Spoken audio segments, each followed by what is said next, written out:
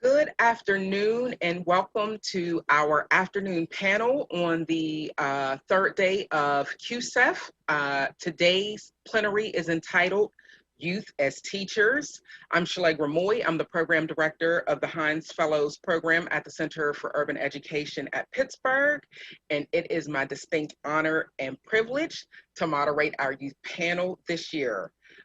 Thank you so much for joining us as we discuss forging futures through Black educational histories and what it means to our Youth as Teachers panel.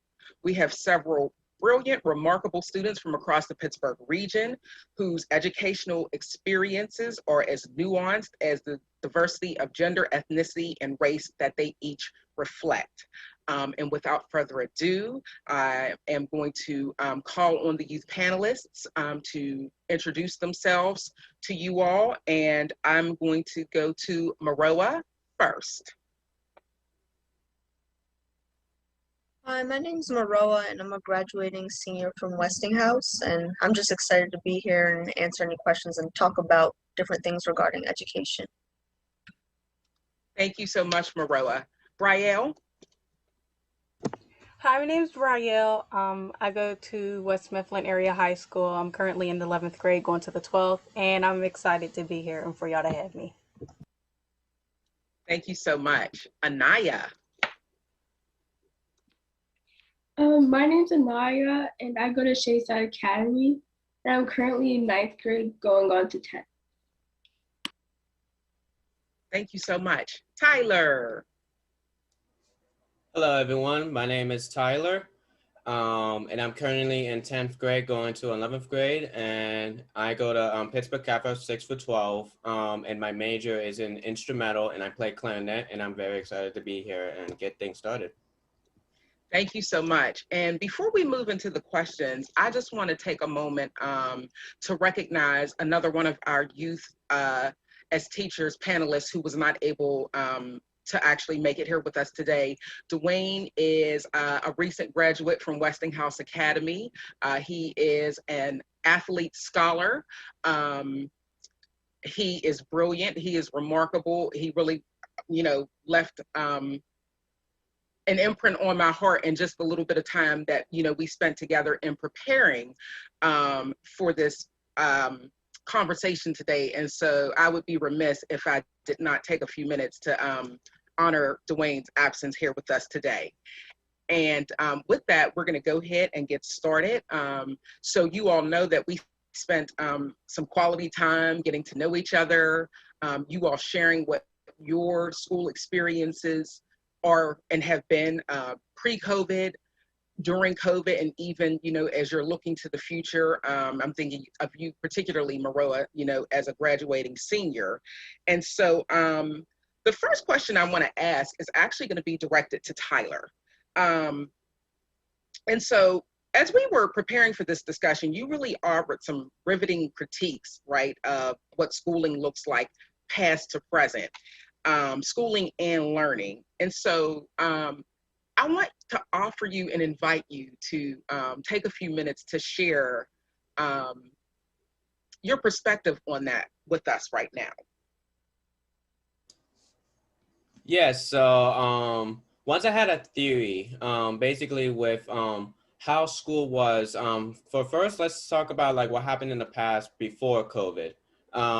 So if anyone can still remember how school was like, you get up in the morning, you go to school, some of you might go to breakfast or to your locker, and then you get to class, and then hours of classes, then lunch, which I bet some of you at least remember how the school lunches were, or lucky enough to bring your own lunch. And then you go and continue to more classes, then you go home, homework, and then you go to sleep. And guess what? Tomorrow, the same day. Same thing.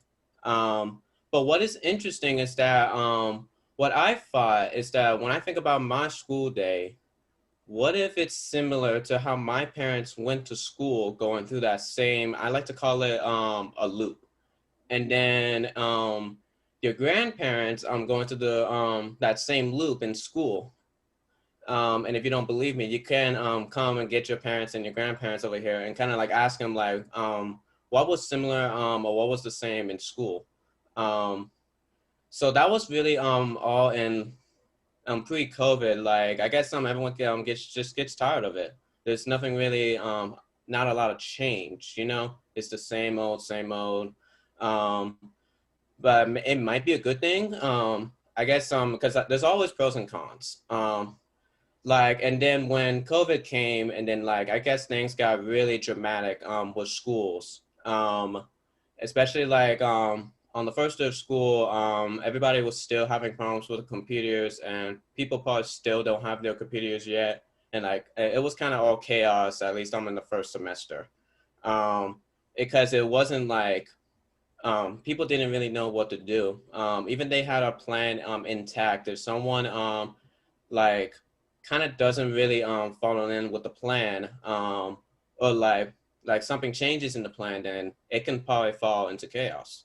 So I guess there were struggles with COVID, and the experiences in online learning. Let's just say that we're all in our computers and then we log in.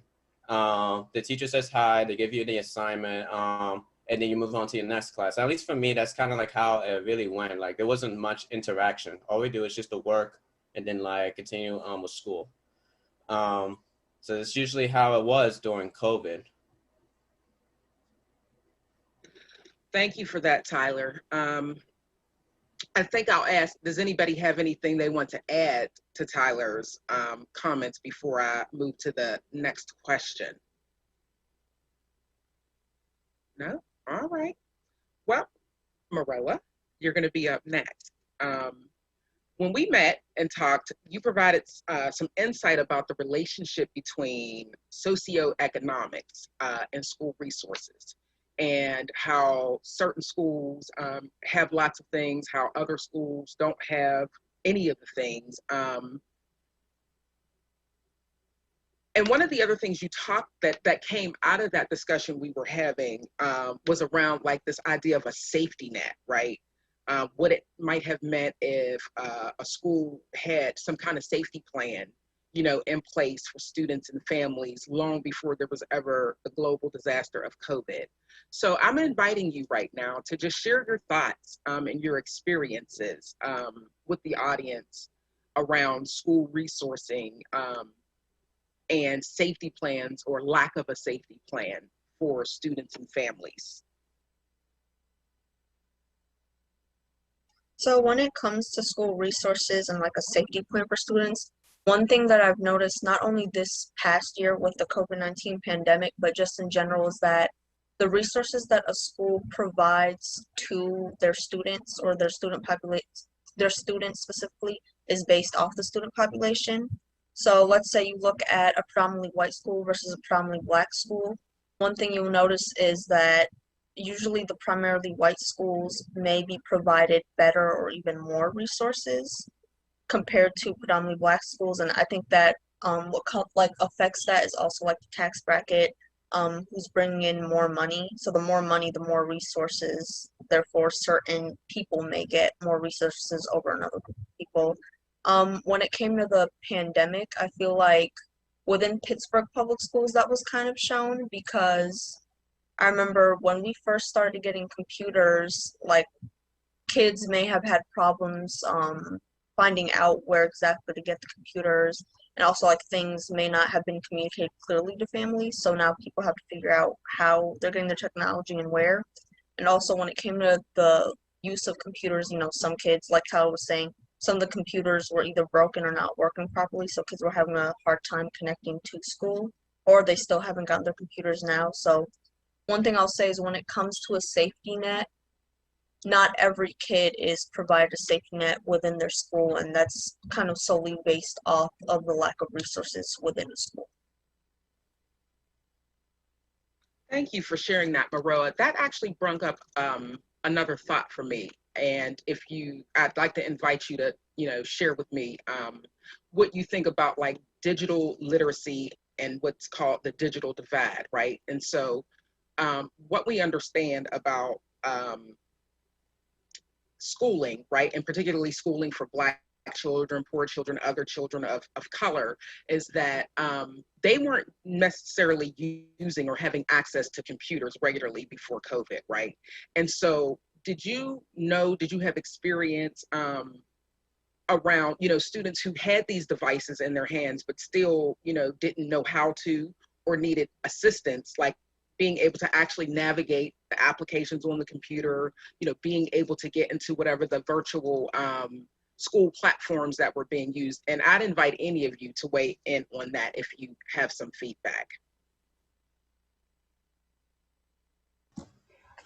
My school wasn't, but I did another panel with another school whose was, like West Mifflin Area School District. We had everything that we needed in the beginning of the school year. When you first enter in the high school, they do give you a laptop in the beginning. I think West Mifflin did have a safety plan just in case. I don't think they thought it would be COVID or anything like that, but just in case. They provided us with laptops in the beginning of the school years. They taught us how to get to the certain websites we needed to go to just in case. And if we needed to do work, like the work we did in school, we could also accomplish online. So we didn't have to finish it all in class. But the other school I was talking to, there was a student I was talking to from, I believe it was another school. And they didn't have the materials that we had. They got laptops within later down, and when they had the laptops, they had no communication. They didn't even know how to use it. Some of them, they give them laptops with no internet, and they only provided one laptop within the household. If there was 2 kids who went to that school, the 2 kids could only share one laptop. So I haven't experienced it, but I know people who have experienced it. Thank you so much, Brielle. And Maroa, I think I seen you come off mute. You wanted to share something also. Yeah, I'm sorry about that. It was taking forever to go off mute. But like based off my personal experience, when I went to my previous school before coming to Westinghouse, technology was like the main focus on how we were being educated. So like when it came to writing papers, we would actually write our papers on the computer rather than handwriting them. When I came to Westinghouse, before like the COVID-19 pandemic hit, one thing I realized is kids didn't necessarily know how to do certain things on the computer. Like, yeah, they would know how to like search things up or maybe type their papers out, but like things like downloading and stuff like that, and maybe sometimes even sharing would be a bit difficult for them. So one thing I think that something that kind of contributes to the technological divide is the fact that kids aren't taught certain skills at a certain time in their life. So when I was a junior at Westinghouse and I saw kids preferring to write on paper rather than actually typing it out and being able to, see their word count, one thing that just contributes to that divide is not introducing technology to kids early enough in their education, or at least trying to educate them on the skills needed to do certain things or perform certain tasks technologically. Thank you, Maroa. And I'm thinking as you shared that with me, that so many mission statements of schools, particularly high schools, right, is that they're graduating students who are college ready.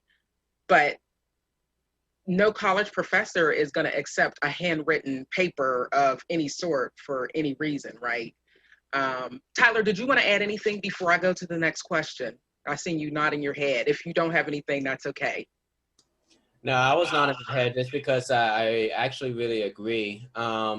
Especially when it comes with technology, like we are living in a world where like technology is being updated almost every year, and like things are getting better with this technology. So like at some point, a lot more people are going to use more of that technology than like simply writing something down on paper. I would have to say, I say in my experience, I'm not a tech person. Like I don't know how to code and all that, but I know that my dad, he graduated from Pitt to become a network engineer.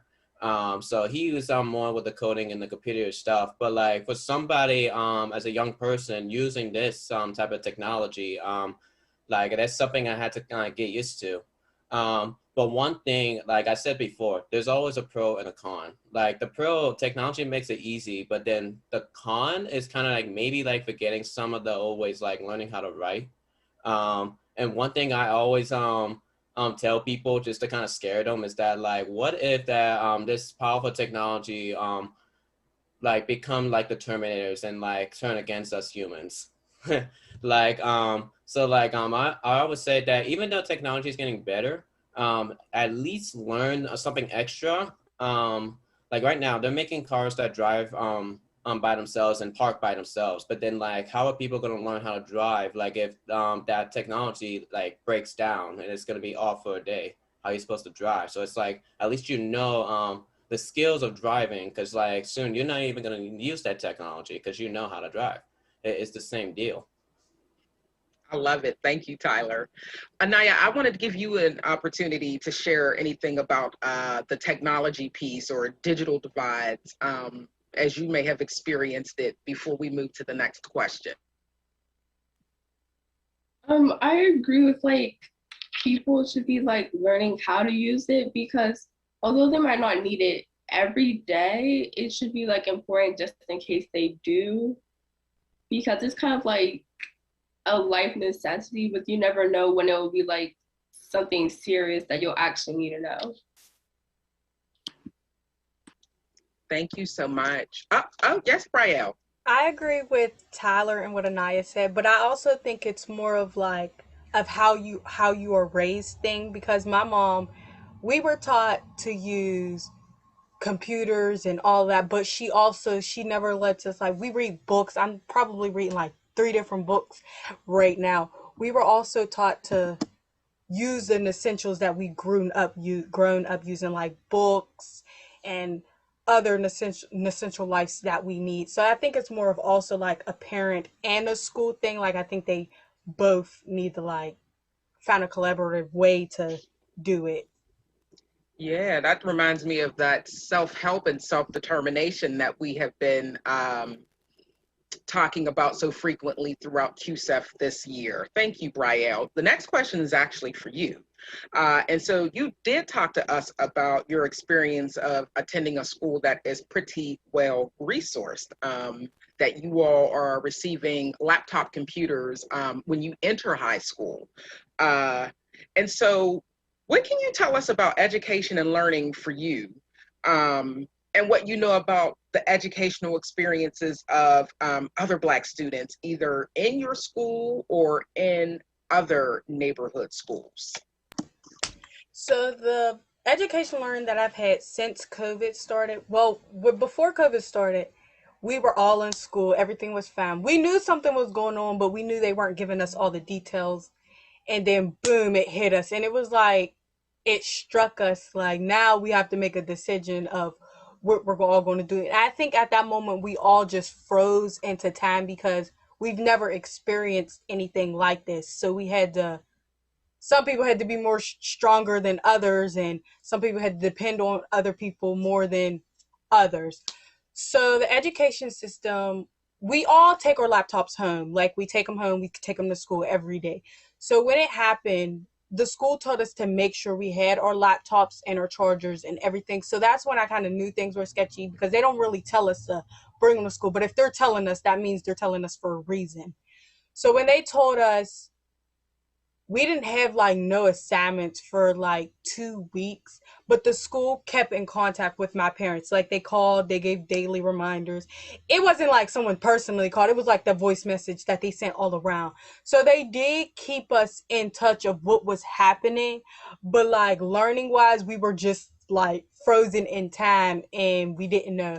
So after that, we did end up getting work, like all the teachers. It was like the beginning of the school all over again. We had to get papers, documents signed online about how certain times when we could reach teachers and different stuff like that. With West Mifflin, we were able to reach teachers. We had counselors who we could talk to just in case we needed someone during the crisis. We had a lot, and a panel that I was doing and when I was talking to, it was I believe the school was What was the school's name? McKeesport. It was McKeesport. A couple students that I know there who I did a panel with, I realized were less fortunate as West Mifflin. And I didn't realize that until I was sitting down talking to them. You never really know what you have until you hear other people's story. So it made me feel bad because I didn't think we had it good. Because like West Mifflin, I mean, I knew we had it, but I didn't think we had it that good until I heard other people's stories. The stories that I were hearing from the school that I was doing the panel with was they had no way to reach out to teachers. They had to wait in very long lines, and they had to go up to the school several of times just to get a laptop. Some got laptops that were broken when they first got them. Some had to wait weeks to get their laptops returned, and it was like the teachers were just failing kids because they wouldn't turn in the stuff. And then the work that they did, the teachers never told them that it wasn't graded. They just gave it to them. The students thought that they had to do it, but the teachers never told them that they didn't have to, and it wasn't a part of their grade. But I would say that it's really different and it's eye-opening when you hear other people's stories and then you compare it to yours. It's like, wow, we have that. So I would like to thank West Mifflin because I'm thankful that I didn't go through what other people had to go through. And I'm happy that I passed the 11th grade. And I'm happy that I had teachers to reach out to me. I could email. I remember I was taking I had a math test the next day and I was confused on questions and I knew it was late, but I still had to ask just to clear my mind to make sure that I got it. And I emailed my teacher at 12 something at night and she responded at night.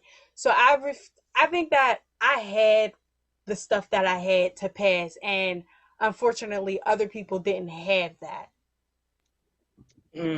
Thank you. There are two things that you said that struck me, Brielle, that I want to return to very briefly. You talked about your learning being frozen for a period of time while your school kind of, got things together in this COVID crisis.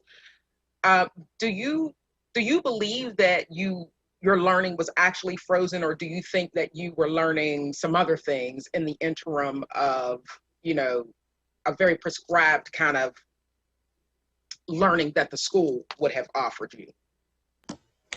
I do believe that the learning was frozen. I think everybody froze because it was like eye opening.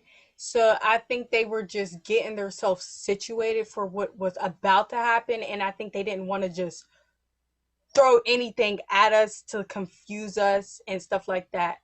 But when I was talking to the other school, I remember them saying that kids who were in ninth grade was getting thrown 12th grade work when they first came back, and they didn't even know. Kids who was in pre-algebra was getting trigonometry, and we didn't have that. We were still on the same path. We had all the classes that we had when we were in school, but some schools unfortunately didn't, and they just had to learn what they had to learn and were given what they were given. But yes, I do believe that the learning was frozen because they had to situate and get themselves together. Okay. And then the other thing you said is that you didn't think that you had it so good at your school until you heard the experiences of other students. Are there particular things that made you think that you were missing something at your school?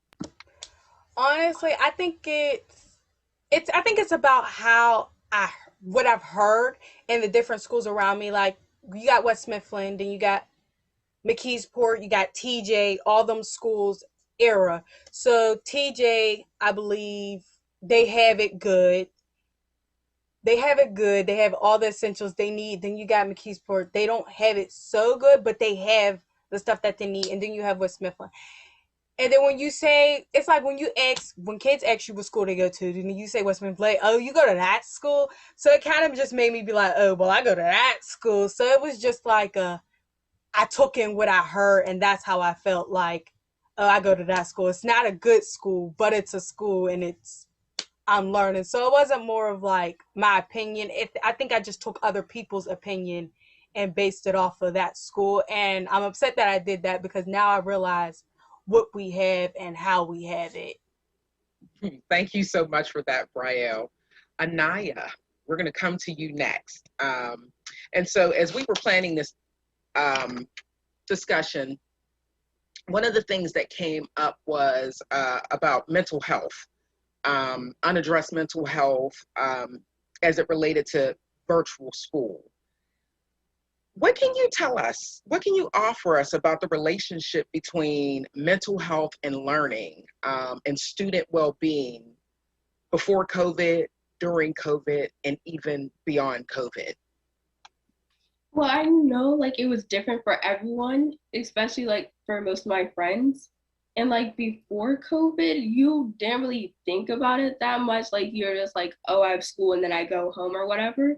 But then like when COVID started coming and you started hearing more and more about it, you're like, you didn't know what was happening. So you like started to get nervous. And then like when COVID actually hit and you had to go online, I know like a lot of kids were stressed because like that was like my first time ever using Zoom and like having to use like my laptop and iPad every day.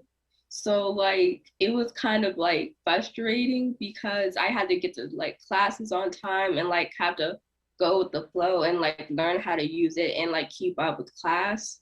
And I know like a lot of people's grades dropped because of that. And like kind of coming towards the end of COVID, it's still a struggle for some people, especially like if they don't have like Wi-Fi and connection at home and like other siblings in the background making noise. And it's just not for everyone. Can I add something on to that? You sure may. So,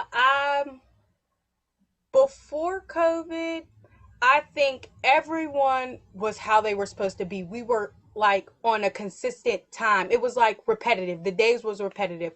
We go to sleep at this day. We wake up this day. We know we got school this day. So it's like we all measured the times in our head. We did it consistently because we were so used to that years and years and years. And then when COVID hit, it was like, okay, now what do we do? COVID hit, we were on Zoom calls. So we were when COVID hit, I think we were all making up our own schedules. Okay, I don't have school until, I don't have to wake up until this time and attend this Zoom at 7 o'clock in the morning. So I'm not going to go to sleep until like 2 something. Then I'll have this time period to sleep. And it was like, it was all messing with our brains. So some people weren't getting enough sleep because they thought that they can just get naps in at this time and do this. So I think everyone during COVID was just making up they were just doing it as it comes. Like I know I was before COVID hit because I didn't think that it would really affect me how it was. I know all of us was like stand up 2-3 o'clock in the morning binge watching shows because we know we don't have to be into a Zoom call until 12 o'clock, or we're late at night with friends because we know we don't have the next class until this, or we're trying to sneak a nap in 30 minutes before this.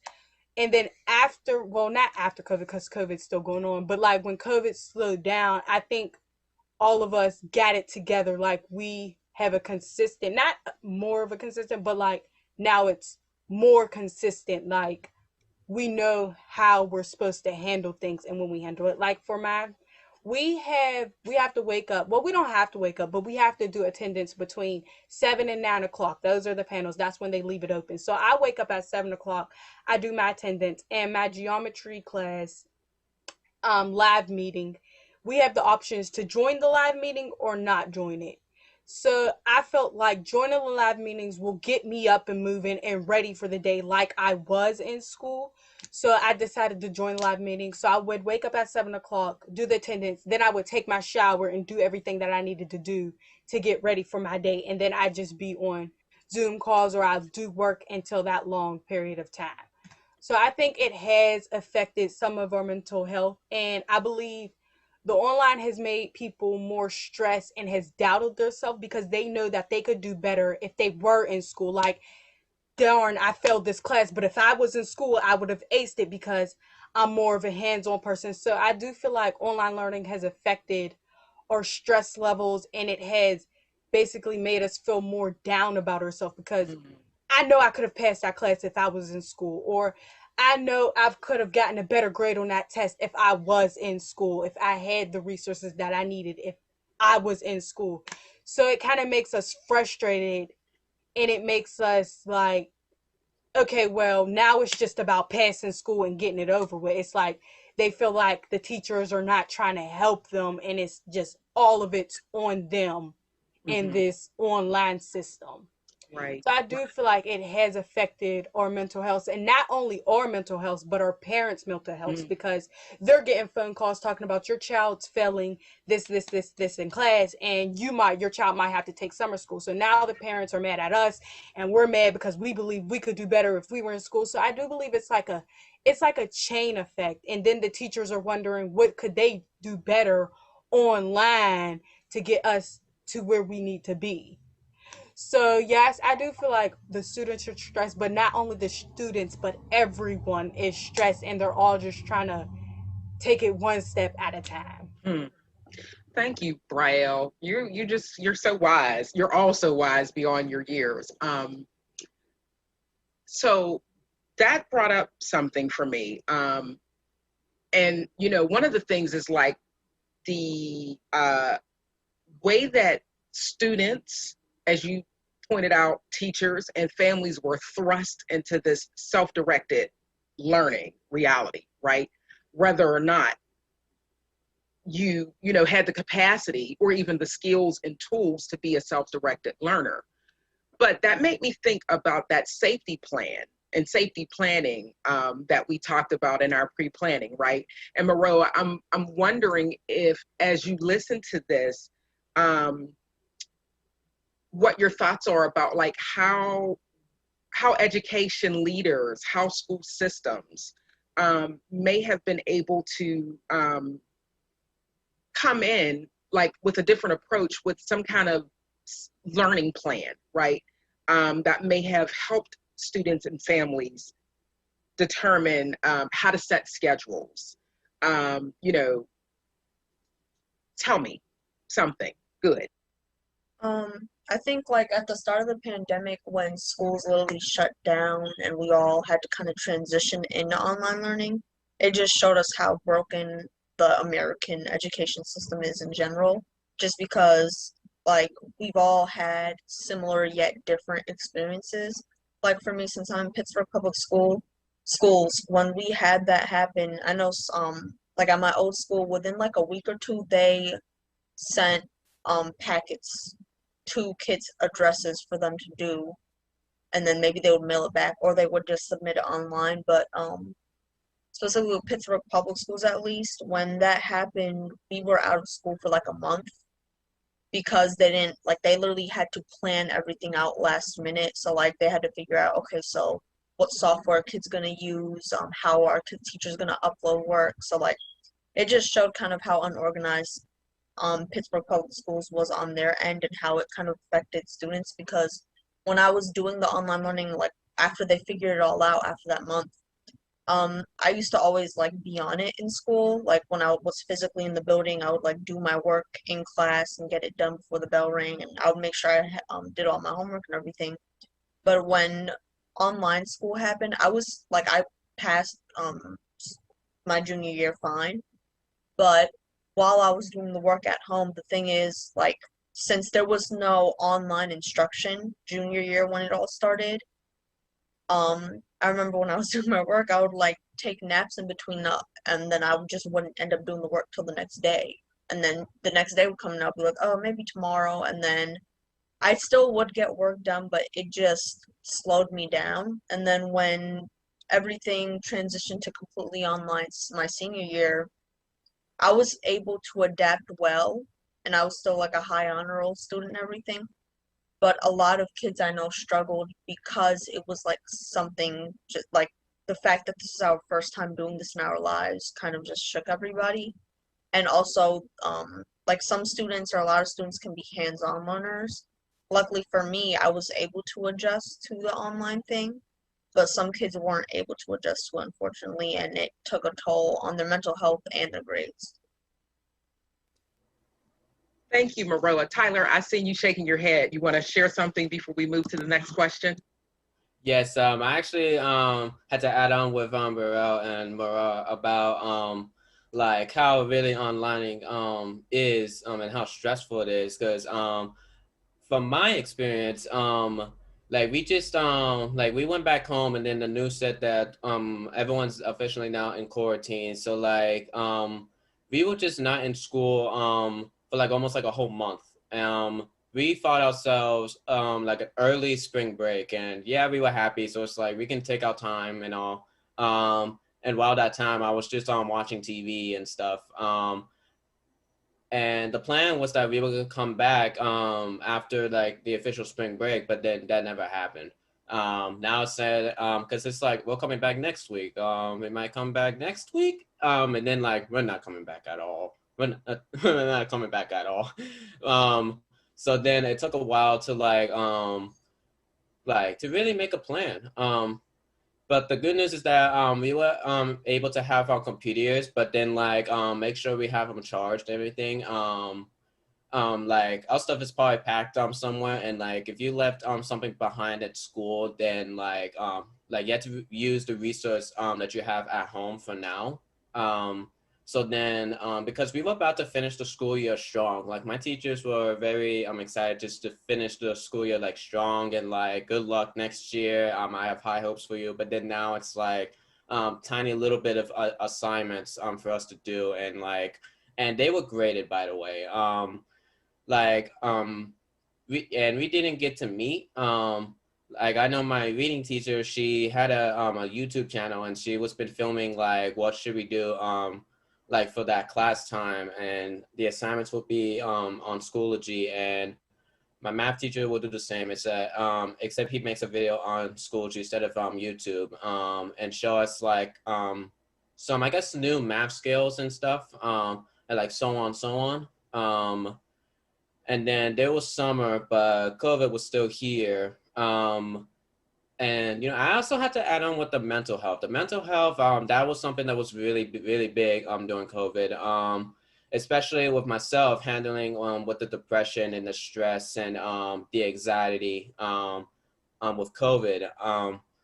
So like during the summer, like everything, it was just summer, but it was not the same. Like we were just like at home most of the time. And my mom planned for us to go to like Myrtle Beach before online schooling would end, and like we were all stressed. Like we would rather just stay home instead of going anywhere. But then that little part of us said, I need to get out of this house. We need to go. But like things handle out. We were able to like socially distance. We always had sanitizer and wash our hands and everything. So and then online school like came in, and things it was like a train wreck. I said first semester it was a train wreck. Like I agree, especially for me, I'm a hands-on learner. Like I'm a visual learner. Just like learning how to like do it myself instead of someone like telling me how to do it, or like the other way around. It's like yeah, let me just do this myself. And that way I learn. The way how I learn is just that I always do things like repeating and repeating, so that way it becomes a part of me. But then with COVID and online learning, it was kind of a struggle. And I say math, like and math, it was really hard when doing this online. Like if we were back at school, I would have done this a lot better. My grades would have been better. Like that's how I felt. Things were really pretty like not good. But then second semester got a little better. Like and I believe what happened is that at our school we started every Wednesday would be called like a wellness Wednesday. And we would just like not go to class, and they would like not give us any work on that day, like new work. But if students have old work that they need to turn in and finish, then like they will have to like finish that up and kind of catch up. And also a time to like really just get off the computer and like disconnect with yourself and like just chill. So it was something like that. And like things got better because of that, because like we all needed a break, and we all need to like find where we are and just finish up with the school year. So that's not really how it is. Even for like once we everyone's getting back in person and COVID's like really slowing down, one of the first things that we're probably going to be doing is like begging for our principal and teachers and like to the whole to everybody, like can we please, please, please, please keep the Wellness Wednesdays? Like, I feel Mm. like everybody needed that. You know what, Tyler? Thank you for raising that Wellness Wednesdays, because one of the things that I'm wondering, and members of the audience are wondering, did your schools, teachers, principals, families offer any kind of grace, right? As you all were struggling with the devices, your mental health, um, having, multiple siblings possibly in a house who were all doing, variations of online schooling. And Tyler, it sounds like, your school certainly instituted the Wellness Wednesdays for that, but I'd like for Anaya, Maroa, and Brielle to share, what grace, if any, was offered by your schools. So I do believe our school, we had a hybrid option. So I do believe the schools realized that most people are more hands-on, so they opened this new idea of a hybrid situation, meaning that some kids could go to school through this grade within the week. So I do believe some schools had that option and some schools didn't. My school did. So when we had that option, some kids were able to go to school, and I do believe it like kind of made them, okay, I got this. I'm able to go to school now. I can see the teachers. I can ask the questions. So I do believe that they did like try to open a new option for kids who were more online, and some of us it might have worked and some of us it might not have. But I know with me, my mom wanted me to stay home fully virtual, and I didn't have a problem with that because I could adapt either way. I'm just like, I can grasp on really quick, so if she wanted me to do online, I can do it. But I did that mainly because I have a little brother at home and I couldn't risk getting him sick just because I wanted to see my friends, or just because I miss seeing a poster, or just because I miss walking in the hallway. So I stayed online the whole time. But I know other students who did have the option to go to school said that it was opening and it was more better for them, and their grades actually did go up. Because I believe like 80% of West Mifflin was failing because of the whole virtual thing. But when they opened the hybrid, that wasn't the case. So I Okay. do believe some schools did try to, you know, adapt to it or throw out different options for it, because I know my school did. Okay. Maroa, what about you? Um, so for Westinghouse on Wednesdays, it was kind of similar to what Kappa did, but what they did was we would have half a day on Wednesdays. So what happened is we would end at like 11 or 11:30, and then after that they would expect you to kind of do your work like the rest of the day virtually. But I remember when I would just use my half a days as a way to like get ready and go off to work. I remember kids like, for me personally, and I think a lot of kids thought this, the half a days, we didn't really see a point in having them because we would only be in school for like 3 hours really that day. So I personally thought it was useless, and I wouldn't go on later on in the day mainly because I would always have my work done.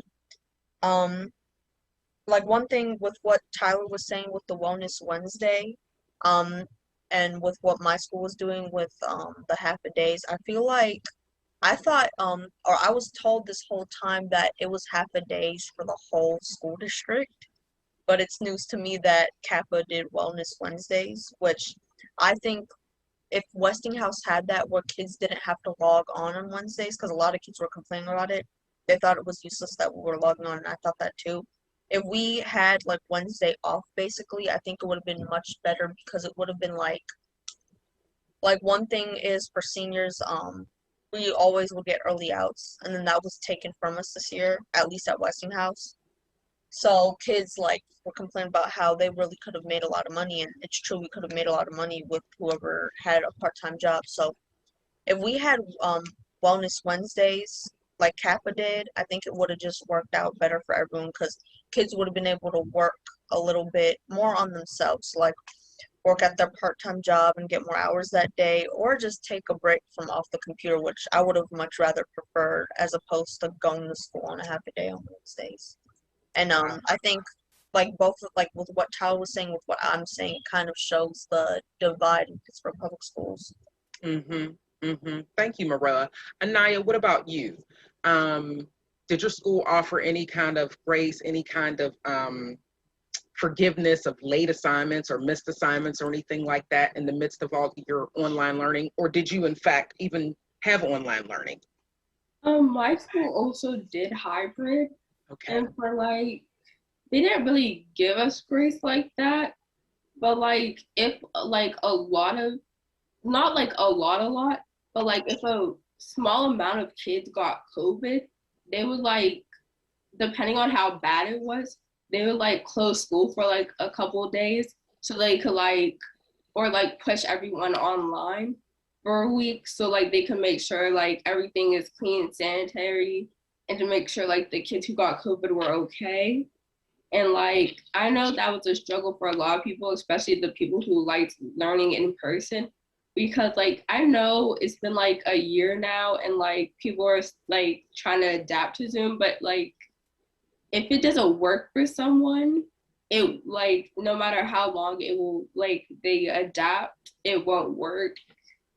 And it just was kind of a stressful year. Yeah. Yeah, I hear you.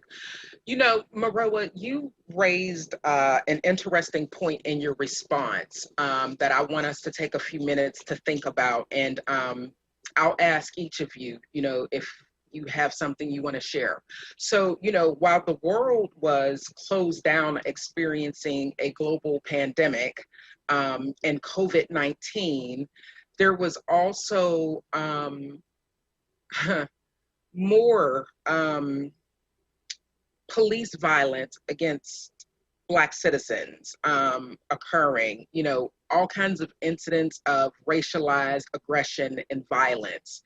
Um, talk to us about how you all in your own personal lives were experiencing what many, you know, have come to characterize as a dual pandemic, right?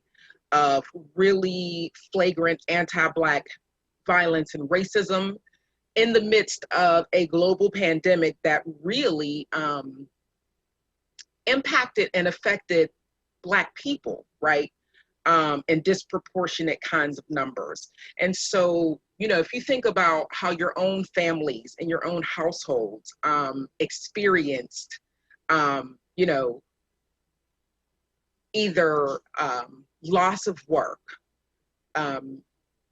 being characterized as a frontline employee, or you know, being on the front line in a healthcare kind of capacity. Talk to us again, like about what your experiences were along those lines. And I'll go ahead and Anaya, I'll start with you. It was kind of like scary, but then also like some important, because like you actually learned like more about how people see situations like these, like people who truly care, people who are only using it for like views and stuff on social medias, and people who are like uncomfortable talking about it when they really just don't care. And then like people who like to mind their business and pretend it's not happening, and the people that like support it. And it's kind of like scary because like, especially that girl that was like around my age who died calling the police for help, it's like you kind of wonder like, will you be next, or like will someone you care about like your siblings or friends be like the next person? And like, it's just like a scary thought thinking that can happen to you just because of your skin color. And like, it's even more scary thinking about people that don't care about it or choose to pretend it's not happening, because like, if it happened to them, they would care. Yeah. Anaya, did you find a lot of, you know, the impacts of COVID-19 and the police violence were occurring over the summer months, you know, when you all were not in school. But certainly there were incidents that happened, you know, once you all were back in school, including, you know, the insurrection on Capitol Hill back on January 6th. Was your school, or, you know, was there any kind of conversation, any kind of dialogue, any kind of care, you know, that you found your school offering to you and other Black students in light of that? my school doesn't really talk about like politics and world problems like that, but they like know everyone has like their personal opinions and stuff, and they try to stay as neutral as possible, and they try to tell like us to respect people's opinions and stuff. But like when you're like with your small group of friends or like with like your advisor, your classmates, sometimes we do kind of like talk about it, and some people just like don't really see eye to eye with most what we're saying, and it's kind of frustrating, and that's like what causes the most problems, and that our school tries to avoid. That's why they don't talk about it much. Thank you, Anaya. Tyler, I'm going to ask you to share with us next.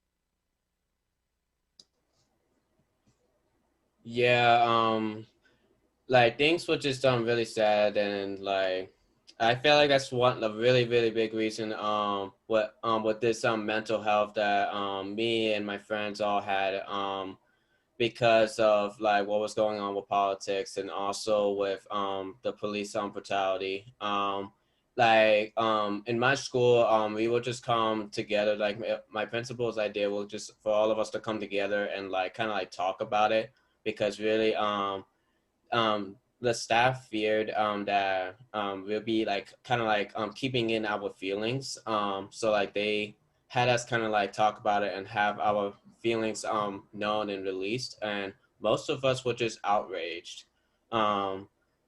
Like they were just unbelievable, and it's like it's just a lot of stuff really just like really going on. Like just me talking about this, my head kind of just feels scrambled, just really thinking about it. Um, and like when I saw this like on the news with George Floyd, like at first I didn't really know what was going on until I really get the whole explanation of what was going on, and that it just felt very sad and outrageous.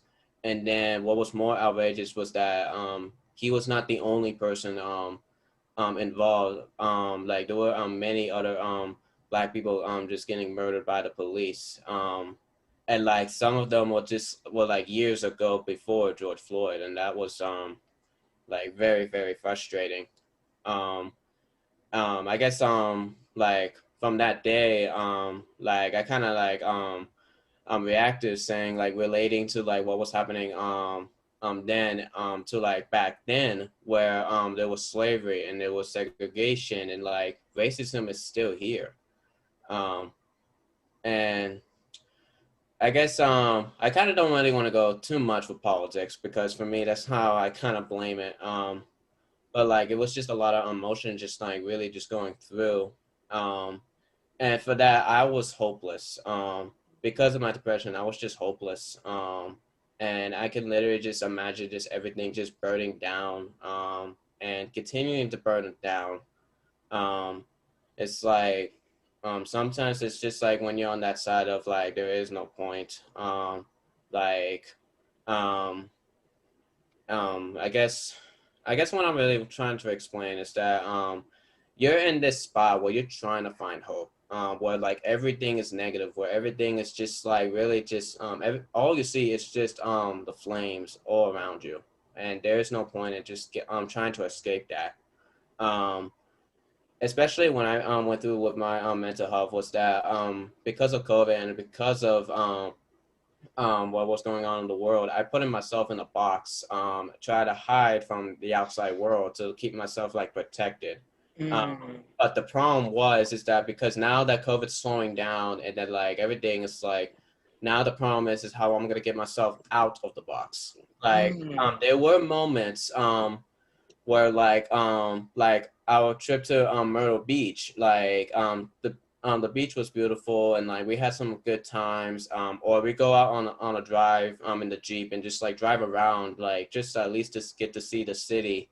Like that was like me kind of like peeking my head out of the box. But once we head home, it's like, all right, back into the empty box. Like that type of feeling.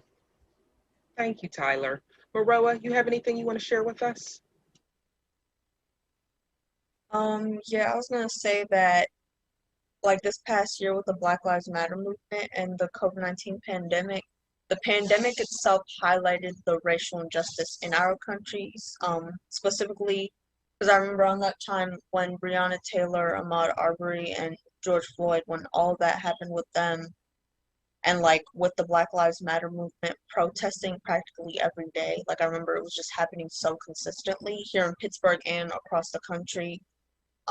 It just highlighted the injustice that was taking place in the world and how bad it was, which kind of opened up my eyes because like here in Pittsburgh, not ever since that I've been here, but like here in Pittsburgh, most of my family consists of Black people, even though I'm not Black myself. Like I have older half siblings, they're half Black.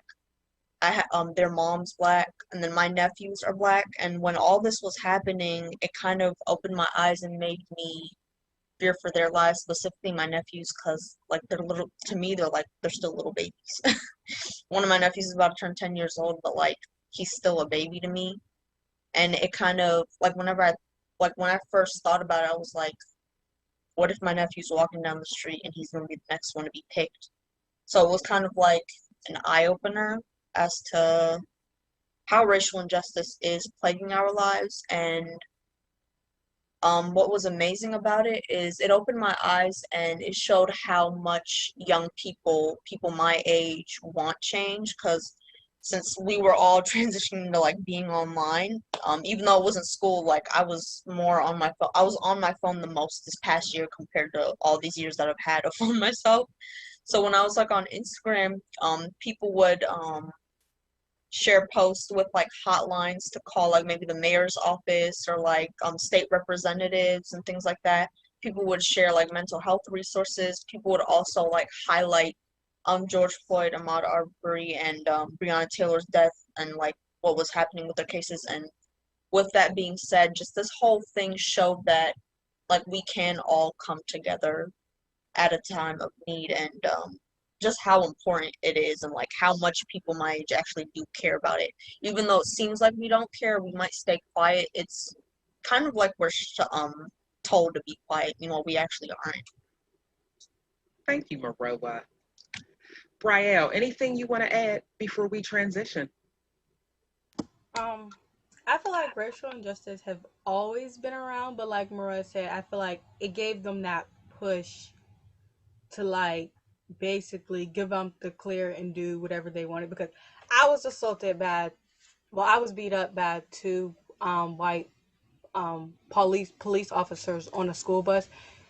So I feel like I know what they're going through. Like I experienced it firsthand. It's like you see this stuff on TV, you see all this, like you see it on Instagram, you see it on Snapchat, but when it happens to you, it's like, wow, that happened to me. Like that happened to me. And then you're told to be quiet, or you're told that it's your fault. Like I remember when the incident did happen, I was on a bus, yada yada yada. And when it happened, I believe they sent me to Schumann, and I had to talk to somebody in order to get out of Schumann, and I guess he was basically the judge to clear if I was in the right or if I was in the wrong. So he basically told me, well, when the incident happened, after it, I had a black eye. My spine was fractured. I had bloody nose. I was sore. I had inflammation to both my eyes. I had a concussion. A whole lot was going on with me. And so he basically told me, his exact words was, be glad that's all that happened to you. So basically, it's like, you just gotta they're basically telling you to take what you're given, and just be quiet and be hush about it. And since COVID has happened, this happened, I believe, December, around a year ago, and I still haven't went to court or none of that, because they keep pushing it back. Like my incident doesn't matter, or like him banging my head off of the bus window doesn't matter, or him, my blood on kids all over the school bus doesn't matter, or him just pushing me off the bus, or him doing handcuffing me to the seat, or whatever the case. Basically, what he did to me doesn't matter. So it frustrates me because it's like, to the government, we're all just numbers. We're just numbers. And it made me realize, like, wow, I'm just a number. Like, they don't really know me. They just know what they are given. And they try to paint this picture of me. I'm a black kid, so I basically deserve what I was doing. Or I believe my lawyer, Paul Jubis, he posted the video, or he posted what happened about me on Instagram, on his Instagram page. And me, I know I shouldn't have read the comments, but I was prepared. Like, I prepared. People are going to have their opinions, and that's okay. I'm not saying people can't have their opinions, but they don't know me to judge me. They were like, well, that's what she gets. She should have never did this, or she should have never did that. And it's just like, well, y'all don't know what happened. Y'all only know what y'all are given, and y'all only know what they're only going to tell you. He's not going to tell you that I told, before he put his hands on me, to not touch me. I told him 7 times to not touch me while he was told me to get off the bus. And I was getting off the bus, but how do you expect me to get off the bus when you have one of your police officers standing in front of me and you're behind me? And when you told me to get off the bus, you're pushing me off the bus. You told me to get off the bus, and I was getting off the bus. I did as I was told, but you still felt like you had to push me, and you kept pushing me, and you kept pushing me, and you kept pushing me. And I told you, don't touch me, don't touch me. I did what I was told, and you still felt like you had to shine your badge and I'm this so I can do whatever I want to do. And I felt like they put not only security guards in schools, they put now police officers. So now you got school police in schools, and now you got securities officers in school. But why? It's like, we're more afraid of them than they are afraid of us, because they know that. They know that we're more afraid. And I feel like they use that to basically define who they are. But I don't want to make this situation about me. But yeah, I just wanted to put that out there. Rael, my God, I'm so sorry that happened to you. My heart is just so heavy right now, and I want to make sure that you know, and I know you know, but you're not just a number. Your life does matter, right? And what happened to you does matter. And I am so thankful. Not that that's all that happened to you, but that you are still here, sitting with us today, and all of your courage and bravery and power, right? To tell your story, and to remind us that you're still here. And so I just want to thank you for that. Tyler, that is going to cue us up for a piece of video that you shared with us. I was not a Captain America fan until you shared this video clip with us. And so we're going to play the video, just a particular part of the speech that really speaks to what each of you have just shared with us. And then after the video, Tyler, I'm going to invite you to talk to us about the parallels in the civilian unrest, right, that happened as a result of the dual pandemics, right? A continuation of anti-Black violence, and what lessons you all can give us as youth, as teachers. And so I'm going to go on mute, and if the tech team would go ahead and play the video for us, that'll be great. You did your part in dealing with those terrorists, now we'll do ours. Are you still going forward with resetting the borders? Our peacekeeping troops will begin relocating people soon. The terrorists only set us back a bit have to stop calling them terrorists. What else would we call them? Your peacekeeping troops carrying weapons are forcing millions of people into settlements around the world, right? What do you think those people are going to call you? These labels, terrorist, refugee, thug, they're often used to get around the question why. Those settlements that happened 5 years ago, do you think it is fair for governments to have to support them? Yes. And the people who reappeared only to find someone else living in their family home, they just end up homeless. I get it, but you have no idea how complicated this situation is. You know what? You're right. And that's a good thing. We finally have a common struggle now. Think about that. For once, all the people who've been begging, and I mean literally begging for you, to feel how hard any given day is, now you know. How did it feel to be helpless? If you could remember what it was like to be helpless and face a force so powerful it could erase half the planet, you would know that you're about to have the exact same impact. This isn't about easy decisions, Senator. You just don't understand.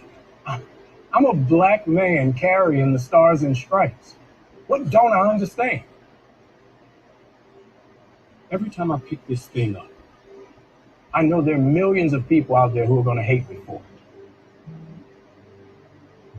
Even now, here, I feel it. The stares, the judgment. And there's nothing I can do to change it. Yet I'm still here. No super serum, no blonde hair or blue eyes. The only power I have is that I believe we can do better.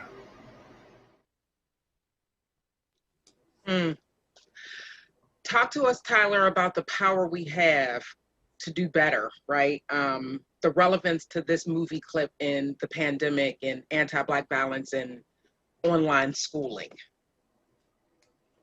So let me start off like what was actually going on in this clip. If y'all seen Falcon and the Winter Soldier, then like you guys kind of know the setting already, or at least if you've seen the Marvel movies and all that, then you're kind of really gonna really understand. But it's not really the point. Marvel's not the point.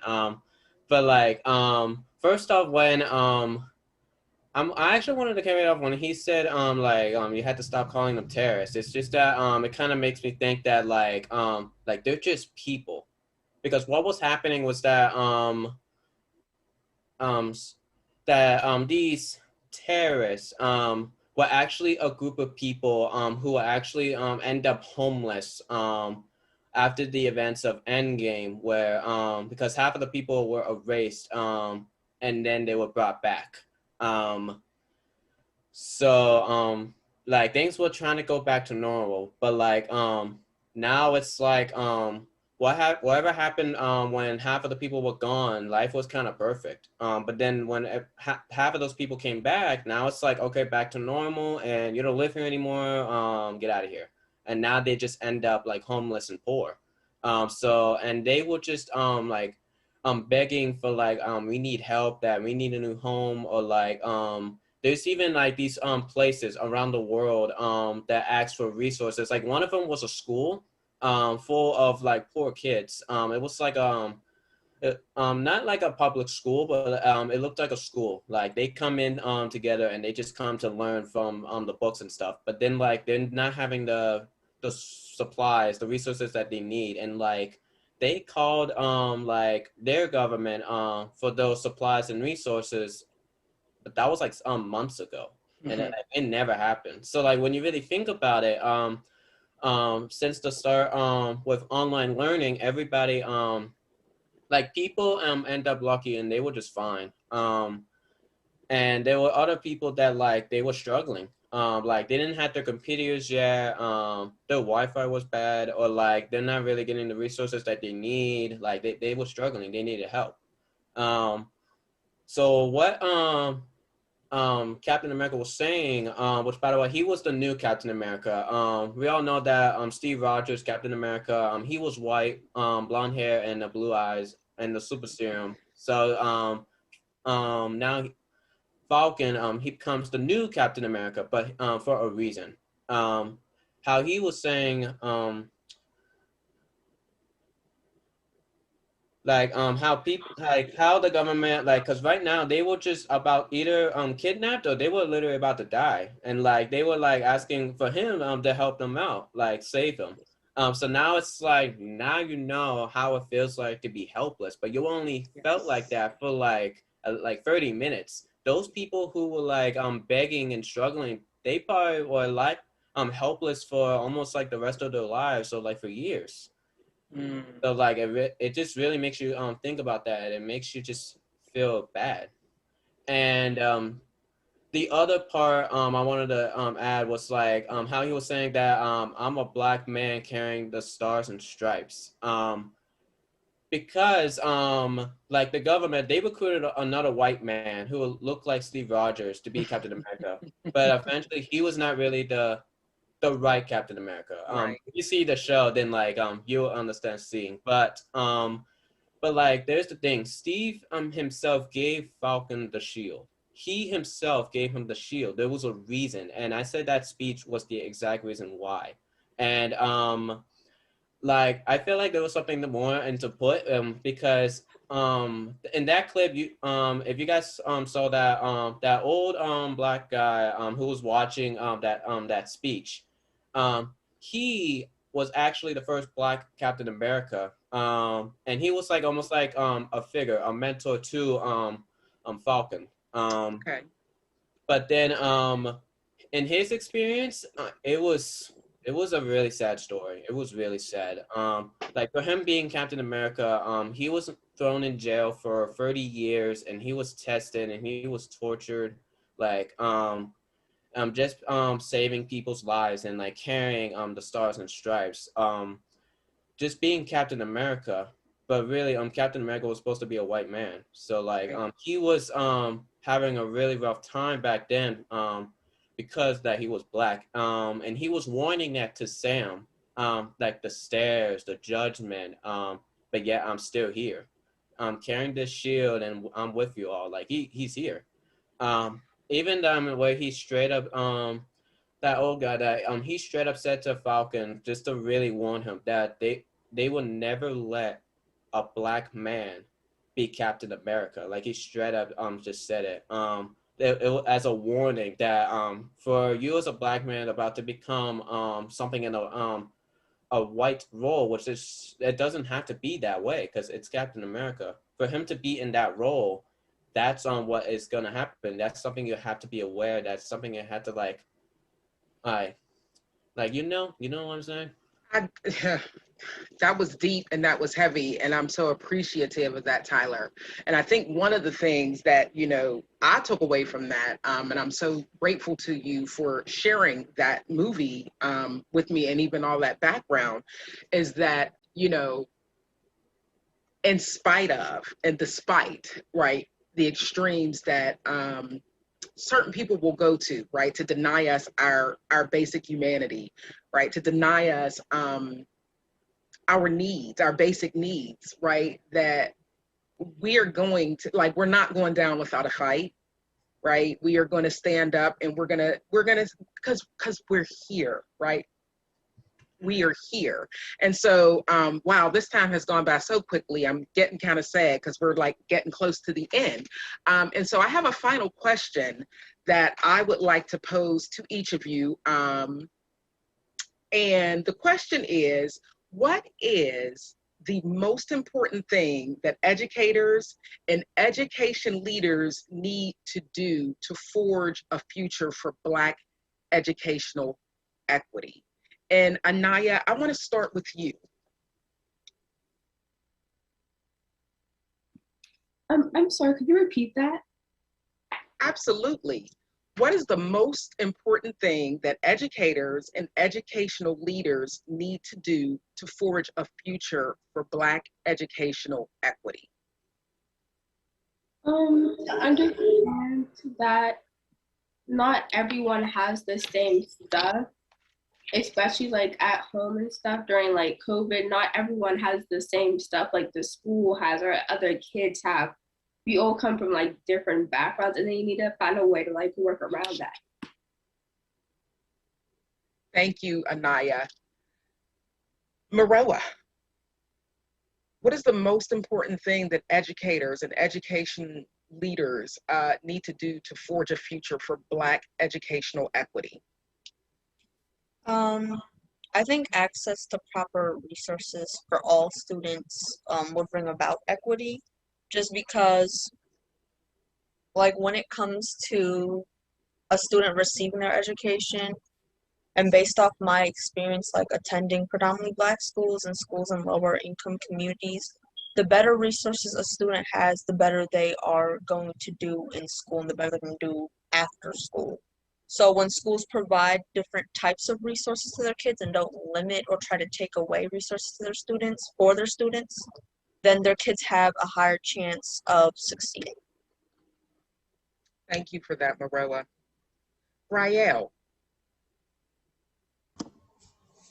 I feel that all schools basically need to educate us, not on the school system or the school's curriculum. They need to educate us. Y'all are given 180 days to teach us kids, and y'all choose to teach us about World War II, or y'all choose to teach us about the Pilgrims, or y'all choose to teach us. Y'all don't teach us how to pay bills. Y'all don't teach us how to park cars. Y'all don't teach us how to file taxes. Y'all don't teach us. Y'all don't teach us the things that we kids need in the real world. Y'all don't teach us. Y'all teach us about Rosa Parks. Yes, we learn about Rosa Parks and we respect her 100%. Y'all don't teach us about why Rosa Parks is, or who Rosa Parks is, why she is who she is to this day. Y'all don't teach us about other, like, the Statue of Liberty was black before it was green. Y'all don't teach us things about that. Y'all just teach us the school curriculum. Y'all are not teaching us for real. Y'all are just teaching us what y'all are given. Y'all are not teaching us what y'all should actually teach us. Y'all are just teaching the school's curriculum. And I feel like that's messed up. For 180 days, we got to sit through the same stuff 12 years throughout our learning. We have to sit through that whole thing. And what we take and get of it, we graduate, we learn how to multiply, we learn how to subtract, but we don't learn how to file our taxes. We don't learn how to. I didn't even know how to file taxes until my mom taught me. Once I got my first job, then that's when you get the taxes. No school taught me how to do that. No school taught me how to look for an apartment, or no school taught me how to get ready for the real world or get ready to become an adult. Mm. But yeah. And yeah, right. And I think Tyler kicked us off, a few hours ago by sharing with us that if you asked your parents and your grandparents and your great grandparents, that they would tell you that those are the exact same things they learned for 12 years, 180 days. Yes, it's basically like schools really, it's repetitive. No matter, you can send your kids to a private school. I've been through different types of schools. I was in a private school. I was in a wealthy school. I was in the different types of schools. Even in the private schools, you still had that. Like, I didn't know there was a such thing as a civics class until I went to a private school. I didn't know that you needed to learn how to copy and paste on a computer. I didn't know those things were important until, like, you went. But it's just certain schools, they teach you this and they teach you that, but they don't teach you. I hear you. I thank you. Tyler. Yes, I have really had to add on because, like, what I said, like almost like an hour ago about this repetitive cycle. But one thing I feel like the reason why they don't teach us like how to pay taxes or like how to park is that because the schools are depending that like our parents teach us, or like someone that's outside of school to teach us. But then like what they kind of like don't think about is like, what if they don't have that resource or have that like that skill to like teach their kids how to do it. Like it's like we had to research for ourselves, and especially learning with people that are not white or like the Black history, because like when I go to history class, it's the same lessons, and they're all about white people. Like the only time they will mention of Black people is at least something like something significant and certain events, and by certain events they're like minor. But or like in Black History Month, where we choose a figure and like learn about them like because it's in Black History Month. But like I would have to say as a person who's Hispanic, like I don't get much um like knowledge in the figures in the Latino community. Like the only like one that's probably the most popular, especially here in Pittsburgh, is Roberto Galante. Mm-hmm. But everybody else that we learn about is like all white and Black. So like for me, it's like now I had to do extra research because like you know, like it's the same way that how Black people were learning but like all those figures are white until they learn like Black figures. But one thing I do hope, not just for Black but like all other like communities, is that like we have to like find some balance. We have to like treat like same yes, we do have like the different resources. Yes, we need things differently, like especially for me, like I've never been judged by my color, but I have been judged because I was autistic, and I wasn't able to speak until I was 3. So like I had to learn English a lot longer than the other kids, so I was pretty behind. And how my family speaks Spanish, I wasn't able to really learn Spanish because I'm struggling with English. So now today, now that I'm caught up and speaking to all of you, um, now that it's like, okay, I still need to study more on English, but now like I feel like I need to get that Spanish out of my mouth. Um, so like so then back with schools, it's just that like we just need to like just really treat each other like as we were the same, even though we have different needs, different resource, like but we all have to be treated equally. And especially with the like why I mentioned this theory about the school and education just being so repetitive. And it's not just that, it's just that the system, like our government system and the education system, like it was probably set before when like white people were in power and Blacks were slaves, and that like never really changed. So like I'm like, hey, can we please update this, like same way we update our technology, update our phones, let's update like this, because like things are changing. Like, you know, like things are changing. We need to make some changes. Come on, Tyler. I could not have said it better myself. Like, we need to upgrade some things because things have changed. Wow. Listen, I have like the best job because I get to do this. Like, I get to be in conversation with young folks. You all are my North Star, right? You all are the reason why I do this work, why I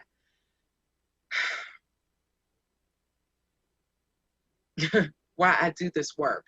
I cannot thank you, Tyler, Anaya, Maroa, and Brael enough for coming to CUESEF and sharing your insight, your wisdom, your experience with all of us. We are also very grateful for what you all have taught us today. Wow,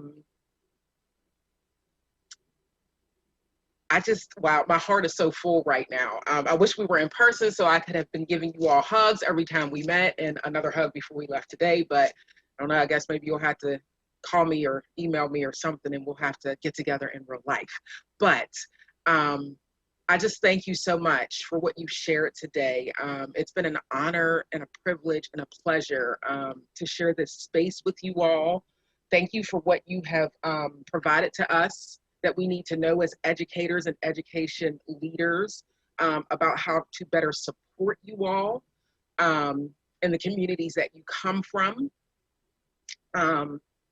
Before I wrap up with the housekeeping tips, any last remarks, like 30 seconds or less, that any of you all want to share before we go? Rael, anything you want to share? I just would like to say thank you to everyone for like giving me this opportunity to talk and to open my mind and to just let it out, because like I said, I feel like we're all trapped in this bubble in the house with the same people over and over again, and it gives you an open mind and it just clears your thoughts and lets you at ease. Well, thank you. But I just wanted to say thanks, and I appreciate every single one of y'all. Maroa, any parting thoughts you want to share with us? I was just gonna say thank you for giving me this opportunity. Like it was nice meeting you all, and it was also nice having kind of difficult conversations. We were still like it was still like a lighthearted atmosphere, but it did get serious at times, and I think we all handled it pretty well. And I just appreciate you all listening to anything that I've had to say. Thank you. Anaya. Thank you for like having me, and thank you for like reaching out to me and giving me this opportunity to do this. I really enjoyed it. Tyler. Yes, thank you for having me, and thank you with the opportunity. And if we were all in person, I would actually just give all of you a hug, because I need to feel some physical love. Yes. Like, and by I mean physical love, you know what I mean. Yes. And like it's always been a pleasure to like really give out some wisdom and really just like hear everybody's views. Like, it's not just my own. I always love listening to everybody's point of view, even when we disagree, like because we're all human and we all go through different experiences, and like it's just something that I just needed to hear. So thank you with this opportunity. Listen, we needed to hear what you all had to say as more than, right? So yeah, we're just so deeply thankful and gratitude to all of you all. As you all know, tomorrow is our fourth and final day of CUESEF. How timely that we are wrapping up CUESEF in 2021 on Juneteenth. So please join us tomorrow morning for the last day. We'll begin at 10 o'clock a.m. promptly. We'll have 3 concurrent breakout sessions. One of them will be the Retired Black Teachers Project that the Center for Urban Education kicked off in the 2020 year. The Hines Fellows is going to be the second concurrent session. Another fantastic work that I get the honor and pleasure of leading. And so you'll get to spend some time with me again tomorrow if you come to that session. And then we're also going to have our Pittsburgh Education panel, followed by closing remarks by Dr. Vanessa Siddle Walker. You will not want to miss that. Please refer to your agenda for the pertinent links. I believe DJ Pivo will probably be somewhere in our virtual space tomorrow spinning. So we hope that you have enjoyed our youth as teachers. We thank you so much for being in community with us this afternoon. And to my young leaders, my youth as teachers, thank you from the very bottom of my heart for being with me this afternoon. I love you, and I'm looking forward to seeing you in real life soon enough. Take care, everybody, and be well.